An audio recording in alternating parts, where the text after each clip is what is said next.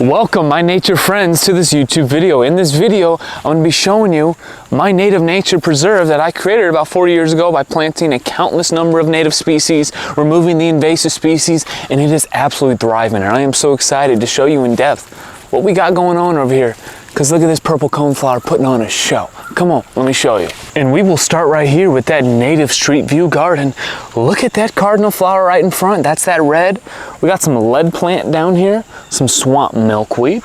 We got little blue stem grass all over the place in this habitat. We got a mountain mint right here that's kind of done blooming. You can see some of the blooms down there. It was white. We got a dog barking. We got that more purple coneflower. We got some aster right here. Look at this. This is stiff goldenrod. We got more purple coneflower. We got blue lobelia starting to bloom. We got some tall coreopsis here. We got some goldenrod. We got some wild bergamot that already went to bloom, but this was so gorgeous. We got more of that tall coreopsis right over here. How about that Missouri ironweed looking spectacular? We got some grass leaf goldenrod here blooming, looking so gorgeous. More of that Missouri ironweed. This is actually New England aster. In about a week, 2 week, 3 week, this is going to bloom a beautiful purple. All the way in back, we got some of that big hyssop. You see that little white? That's big hyssop. We got some amazing sweet Joe pieweed in here. We got some bone set. And we got some golden glow in back, and we just have a sea of Canadian goldenrod. And this, I'm keeping like this now because it's really pushing out nasty invasives that were in here. There was mugwort in here. But you can just see this space is thriving. So here is the ultimate contrast of an alive, diverse, abundant, providing space for nature. Because right across the street, they didn't feel the same, as they just literally sprayed everything with poison. This was a very painful moment, probably a month and a half ago, where they came and just killed everything. Now, there wasn't as many natives over here, but there was natives, and it's so sad, but it does show the contrast from an alive, real, living space to a dead, dying, boring, lifeless space. This is the crossroads of humanity. What choice are we going to choose for our future? An alive, abundant future or a dead, dying, lifeless future? All right, y'all. Now this area here is kind of like my front yard prairie. It's kind of weaker soil. You know, the grass doesn't even really grow too good. So I really tried going with a little blue stem. I'm gonna plant a lot more this fall. You can see some are really thriving, looking so beautiful. And then look at this. This is a cylindrical blazing star, just putting on a show here. We got some wild petunias right here, some pussy toads, early spring bloomers, and then a showy black-eyed Susan right here. There's gonna be so much to look at, y'all. I'm really not gonna be able to fit it into this video, so I'm gonna kind of show you some of the just popping spaces. We got some brown-eyed Susan right here. We got some evening primrose. We got some snake root. We got some woodland sunflower in here, some cut plants back here, obviously some, you know, cedars and all different types of natives up in here. Now check out this spice bush, and it's got some berries on it. Oh man, crows are going crazy. The preserve is alive, my friends. Really like this space in here. We got some goldenrod. This is all blue mist flower that's getting ready to bloom. I'll show you where that is blooming. We got some obedient back here. We got tons of sweet Joe pieweed. Yeah, you see all that sweet Joe pieweed, brown-eyed Susan in here. We got a blazing star right there in the middle, some swamp milkweed. How about a wild senna? How about, this is Jerusalem artichoke that has not bloomed yet. That's gonna be a yellow sunflower type flower. Here's some goldenrod kind of blooming. Oh, here's that blue mist flower when it's in bloom. How gorgeous is this? Just unbelievable. This is putting on a show. We got some false aster back there getting ready to bloom. Y'all, just look at this place. Look at this place. This is year 4, just putting on a show. Look at this wild senna right in front. These seed pods are gonna be excellent seeds for the birds into the winter. Missouri ironweed down here. This is all of that clear weed, which honestly I'm not too mad about. It's kind of filling in some spaces, pushing out invasives. Got a cardinal flower right in front. Got more of that grass leaf goldenrod through here. And then we kind of move into the cut plant show, as there's so many cut plants out here. Tall coreopsis mixed in with that cut plant. Here's that cut plant. Look at that. Look at that flower, just beautiful. We got that amazing mountain mint, and then, oh wow, look at this cardinal flower with this amazing blue mist flower. This is white vervain, kind of adding some crazy texture to the landscape. And then, oh, here actually is a New England aster that's blooming very early. How beautiful is that? So it is a little cooler today, and we are out here in more of the morning-ish, so pollinators aren't out super crazy as they would in the middle of the day, but you can see there is bumblebees all over this, y'all. The butterflies, the birds, the pollinators, it is just a show out here at all times, and it just inspires your heart. We got this bone set putting on a show. You can see there's lots of pollinators all over it, looking really beautiful. A lot of bone sets like back there. Like, I'm not gonna be able to show you the entire property in this video, but you get an idea just how expansive and vast it is. Carpets of that blue mist flower here. We got that brown-eyed Susan. We had gray-headed coneflower right here. More of that grass leaf goldenrod. Oh, it is. Bergamot was in here crazy. It was just through the cracks. We're coexisting everywhere. We got that patio garden just right here close. Massive wild sennas. We got a blue stem peeking through. Obviously blue mist flower everywhere. We had a butterfly milkweed down here. Purple coneflower. But look at this wild senna. So many seeds for birds. Just going to be so phenomenal. So diverse. So abundant. So much energy out here, y'all. It's special. I mean, isn't this just spectacular, y'all?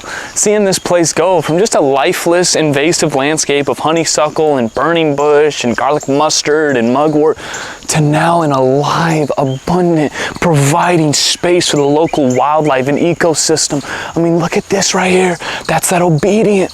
This place is inspiring. I hope it's inspiring you. I hope you really have that deep care and appreciation for true nature, native habitat, restoring and preserving our native ecosystems, and then playing your own part in your own backyard. And it doesn't have to be this massive role like this. It can even be just a small little space of native habitat, and it will make all the difference, and it will inspire your heart. So let's turn back at this amazing obedient plant. And y'all, I have so many patches of this plant, but look how gorgeous this is. All right, let me show you another patch. I mean, all the way through here, you see this right back here? See it all in there? Oh, leaf falling, the goldenrod's popping in here, blue mist all throughout. It just doesn't stop. Got a just showy black-eyed Susan just chilling down there. Why not? Or a golden glow right in the middle of the frame. Now look at the size of this sweet Joe Pyeweed here. They got so massive, so tall. We got a St. John's wort shrub right here. We got some plugs down here, John. What's going on? Here to furthermore heal the landscape, looking phenomenal. Now how about that spotted Joe Pyeweed? I love me some sweet Joe Pyeweed or spotted Joe Pyeweed because they are fantastic. Asters through here. We got a purple hyssop with that cardinal flower. Or how about that purple coneflower? Or how about just a carpet of jewelweed, a hummingbird favorite? It's definitely taken over a little in some areas, but it is beautiful. It is providing, and you just love to see it. How about some grasses? We got some big blue stem down here, some big blue stem, or a rye. I actually forgot the exact name, but definitely some type of ryegrass. And just, oh, maybe wood rye or something, you know. We got another beautiful St. John's wort down here. Whoa, it's like a frog on that or something. It just tickled me. We got cardinal flowers all throughout here. Just doesn't stop wherever you look, y'all. It just doesn't stop. I love this scene through here. So much of that jewelweed, and then cardinal flowers show right here. Cup plant show. Oh, just phenomenal. Gonna be so many seeds in the winter for birds, so much habitat, so much life, so much energy. You just tap into your soul, to your spirit being out here. You just cannot get enough of cardinal flowers. We got a bone set right in the middle there. You see that white, looking phenomenal. We got an amazing, this is red osier dogwood that's literally grown like 7 feet this year. It was a small little shrub I planted this year, and look at it. Uh-oh. Yep, we got some, looks like, look at this. Look at this. I don't know exactly what it is, but definitely some caterpillars. Almost looks like type of sawfly type vibe. I don't know for sure, but you'll love to see that. Birds are then eating these, providing for the ecosystem. That's exactly what you love. Look at that. How cool is that? Unbelievable. We got some red chokeberries right here. We got black chokeberry back there as well. All right, why not try and maximize all the spaces we have? We got some big blue stem in here, some blue mist flower, of course, some amazing purple hyssop, and then of course, yes, some cardinal flowers. And here's that blue lobelia looking so gorgeous. Got a pokeweed that we'll see if it stays here, and then we got an amazing black-eyed Susan, and this is yet to bloom. This is sky blue aster, if you can see that. That's gonna be gorgeous with these blue stem. We got a solo cup plant kind of growing more just in a shady area, which is pretty cool. And then we got snake roots all throughout here, asters. We got, this is called gray sedge. I mean, look at these seed pods. How cool is that? Tons of it out here. And we enter another massive habitat. This all used to be lawn. Now it's a thriving biodiverse ecosystem. You can see that Julie just is putting on a show at some sense. Cardinal flowers sneaking through, goldenrods. You got that amazing Missouri ironweed and back, sweet Joe pieweed in here. Tons of bergamot that went to bloom, and then just covered with a border of elderberries back there. There's so many of them. We got a gray birch right here. How about a red bud? This right here is showy goldenrod with a massive 9-bark, which is a great wildlife shrub. Beautiful white flowers in the more late spring, and then we got a cedar right here, and then tons of that clear weed, and then a little blue mist right here sneaking in. Now there'll be about 15 of these next year. Or we got another nice cedar right here with some red buds, and this is actually a indigo bush that has some of the coolest flowers in the spring. And we move over, we got that amazing viburnum. I can't think of the name, arrowwood viburnum right here. How about a black chokeberry right here? It looks like all the berries have already been eaten by the robins. And then how about this amazing, that's a cool little pollinator right there. You all see that? That's a cool, but this goldenrod is really popping. Oh my goodness, it'll blind you out here. Might need some sunglasses, all the pollinators around it, all the vibes, all the energy, all the love. We got some sumacs here, got a sumac over there. We got a nanny berry, we got St. John's wort, we got a nursery. Holy Gemini.